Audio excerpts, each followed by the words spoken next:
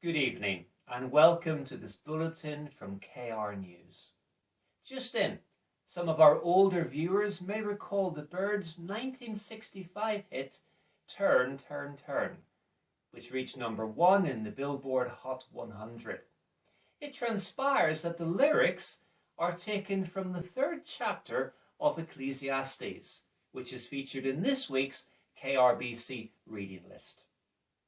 A number of the maxims found in Ecclesiastes have made their way into popular culture.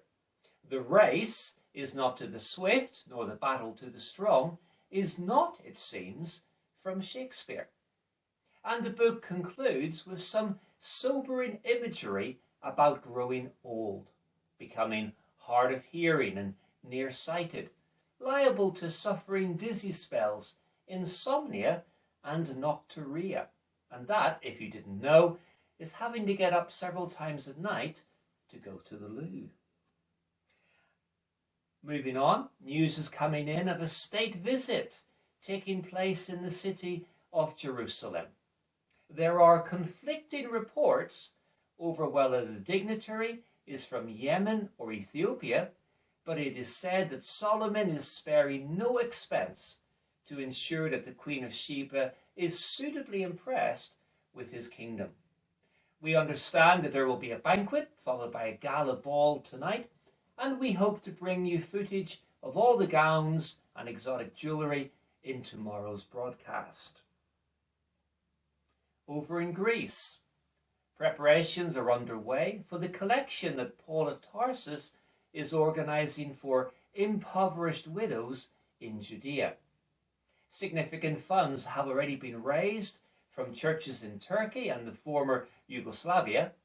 One of Paul's right-hand men, named Titus, is said to be due in Corinth any day now to ensure that the fundraising programme is a roaring success. Meanwhile, rumours of ongoing tensions between Paul and certain factions within Corinth seem to be close to a resolution. The apostle has spoken candidly about the challenges and pressures of his globe-trotting ministry, and it seems that his vulnerability has brought many in Corinth close to tears. Oprah is said to be interested in a follow-up interview, and we will keep you posted on developments.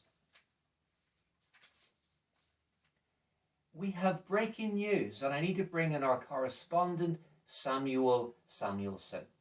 Samuel, I understand that some very serious allegations are being made about King Solomon. That's correct. It is claimed that Solomon participated in a religious ritual in honor of the Sidonian goddess Ashtoreth. Just for the record, this is the Solomon who built God's temple in Jerusalem, who famously asked for wisdom rather than wealth, and who penned a large number of the Proverbs. The very same. Sources close to the palace assert that Solomon has been corrupted by the influence of his foreign wives. You will recall there were heated protests on social media last year when the king took a Hittite bride. Among his critics, Jeroboam and Ahijah have been especially vocal, with some even calling for Solomon to resign. This is, of course, a very serious charge. Has there been any corroboration? I spoke with the archivist over at King's, and he stood by the story. However, the bureau chief at Chronicles was insistent that he could neither confirm nor deny the rumours. The only official willing to go on record was Nehemiah, and he said, and I quote, "Among the many nations there was no king like Solomon. He was loved by his God, and God made him king over all Israel. But even he was led into sin by foreign women." Well, thank you, Samuel. Do keep us posted.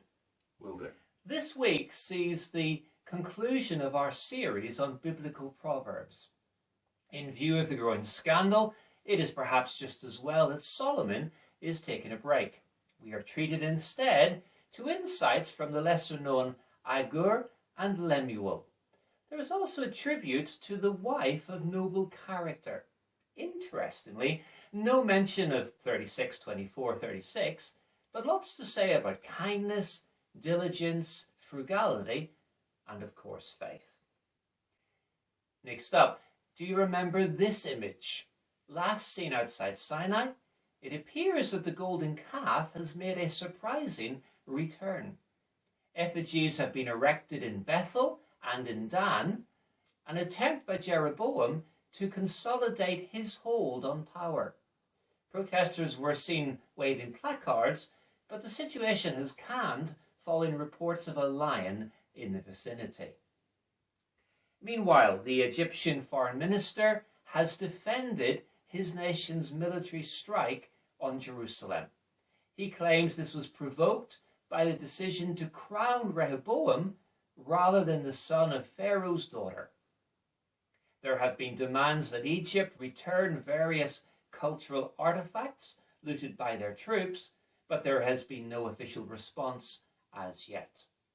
Well, that's all we have time for right now. Please do join us next Sunday for our live phone-in, when our panel of experts will be happy to field your questions. And good night.